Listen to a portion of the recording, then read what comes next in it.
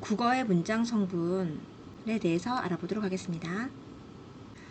자, 문장이라는 것은 생각이나 감정을 말로 나타낼 때 완결된 내용을 나타내는 최소 단위라는 건데요. 누군가에게 나의 생각을 전달할 때 온전히 의미가 전달될 수 있는 최소의 단위라는 겁니다. 예를 들면 나는 너를 사랑해 라는 내 감정을, 사랑을 고백을 하고 싶단 말이죠. 그럴 때 나는 너를 사랑해 이렇게 표현을 해야 내 생각과 감정이 온전하게 드러날 수 있다는 겁니다. 그런데 이걸 좀 더 최소가 아닌 좀 더 장황하게, 좀 더 깊이 있게 더 전달하고 싶다면 나는 너를 하늘의 별의 개수만큼 사랑해. 이렇게도 문장을 확대할 수 있겠죠. 자, 그렇다면 문장이란 건 한 번 더 정리하자면 생각이나 감정을 말로 나타낼 때 완결된 내용을 나타내는 최소 단위라는 거 잊지 마시고요.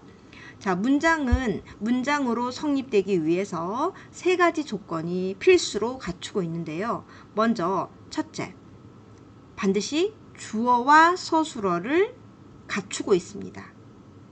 그런데 우리 국어의 중요한 특성 중에 하나가 상황에 따라서 말을 듣는 사람이 내용을 제대로 이해할 수 있는 상황이라면 주어 또는 서술어를 생략할 수도 있습니다.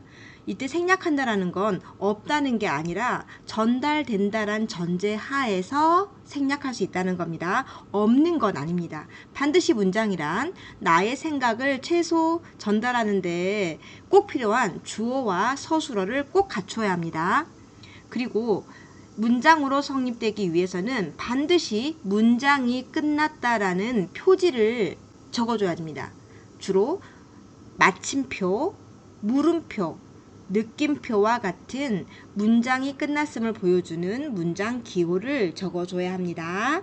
자, 그럼 문장 성분이 무엇인지도 알아야겠죠? 자, 문장 성분이라는 것은 문장을 구성하고 있는 도막도막의 마디를 의미하는데요.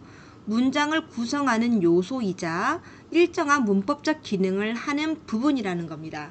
쉽게 말해서 문장 성분은 띄어쓰기 단위와 일치한다고 보시면 되는데요.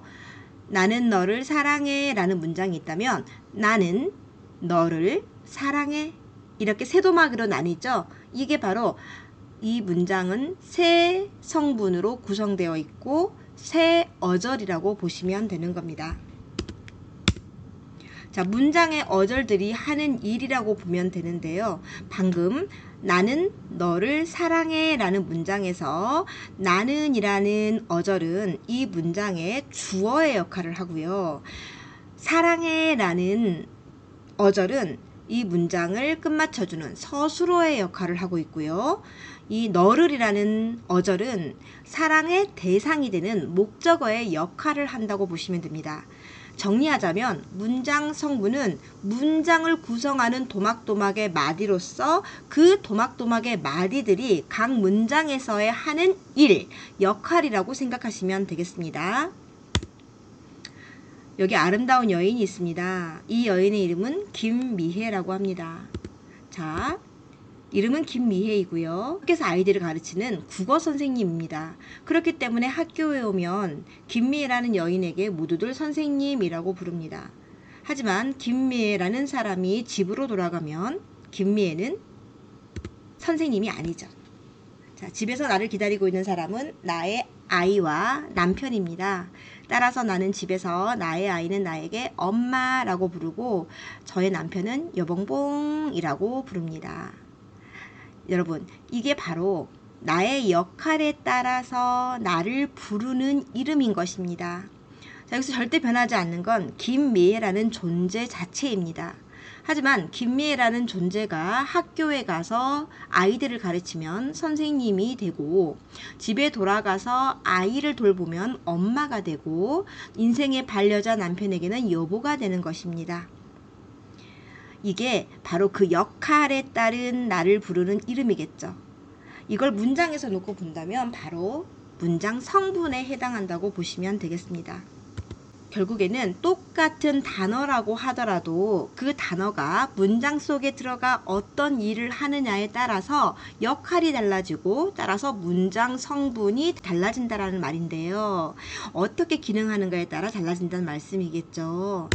자, 예쁘다라는 단어가 있네요. 자, 예쁘다라는 단어는 여러분들 품사 공부하셔서 아시겠지만 품사가 뭐죠?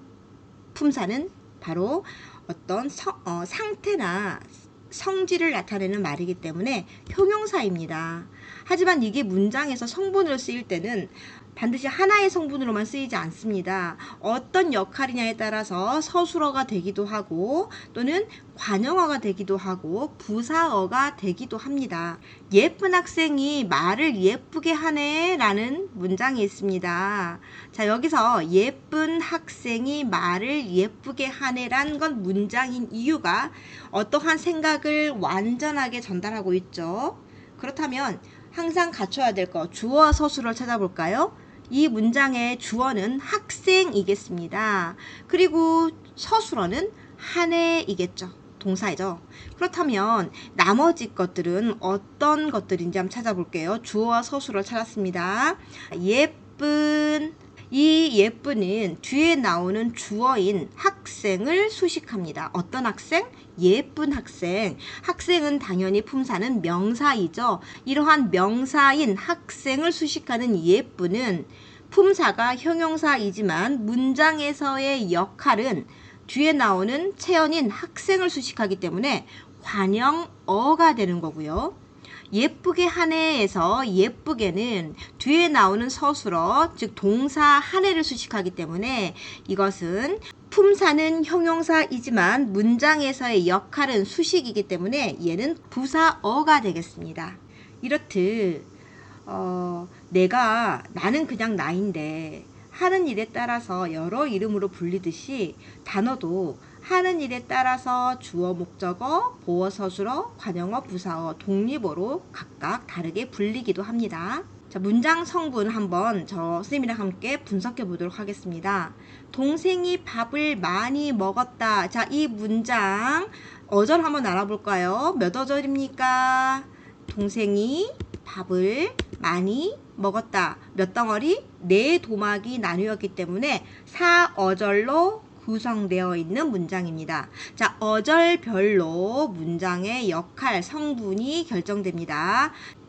동생이 밥을 많이 먹었다를 문장 어절로 한번 나눠볼게요. 동생이 밥을 많이 먹었다. 4어절이죠?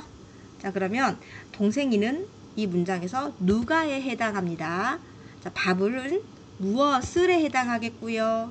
자, 많이는 얼마나가 해당하겠고, 먹는다는 어찌한다, 어찌하다에 해당하겠죠. 자, 그러면 이 문장에서 주어는 누구일까요? 바로 먹은 행위를 한 사람인 동생이 주어가 되겠죠.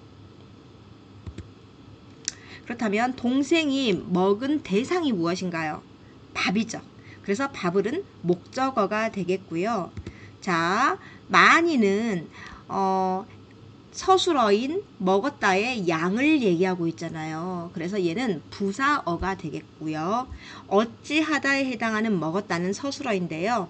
자, 이것 중에서 여러분들 생략해도 괜찮은 어절이 하나 있을 겁니다. 뭘까요? 동생이 밥을 먹었다. 동생이 많이 먹었다. 완벽하지 않죠? 뭘? 그러면 이번에는 밥을 많이 먹었다. 누가? 동생을 밥을 많이 어떻게 했다고, 어찌 했다고, 어떻다고 다 완벽하지 않은 문장인데요. 동생이 밥을 먹었다 라고 한다면 완벽한 문장이 되고 나의 생각이 완벽하게 전달해집니다.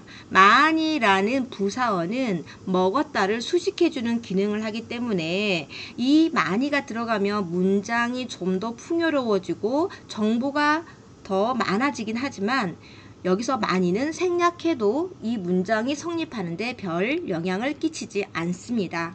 자, 그렇다면 여러분들, 없으면 문장이 완벽하지 않은 것들, 그래서 반드시 있어야 하는 것들을 우리는 가리켜 필수 성분이라고 합니다. 문장의 성분 중 필수 성분이라고 하는데, 누가 무엇을 어찌하다라는 것은 필수 성분이 되겠죠. 자, 그래서 얘네들을 가리켜 주성분이라고 합니다. 자, 이번에는 아까 말했던 먹었다라는 서술어를 수식해주는 많이, 얼마나 해당하는 이 많이는 없어도 되지만 있으면 더 좋겠죠. 그래도 생략해도 상관없기 때문에 얘네들은 부수적인 성분으로서 부속 성분이라고 부릅니다. 자, 여기에 하나 더 추가해 볼게요. 아이쿠, 동생이 밥을 많이 먹었다. 자, 이 아이쿠는 뭘까요, 여러분들? 아이쿠는 당연히 어떤 말하는 사람의 심리, 감정, 정서, 이거를 말해주는 거죠. 그래서 이러한 애들을 가리켜 우리는 감탄사라고 하는 거 기억나시죠? 그래서 이 아이쿠는 뒤에 나오는 문장과 크게 상관이 없어요. 동떨어져 있어요. 따로 떨어뜨려 놔도 아무 상관이 없단 말이죠. 그래서 이렇게 따로 독립해 있는 걸 가리켜 우리는 독립성분이라고 부릅니다.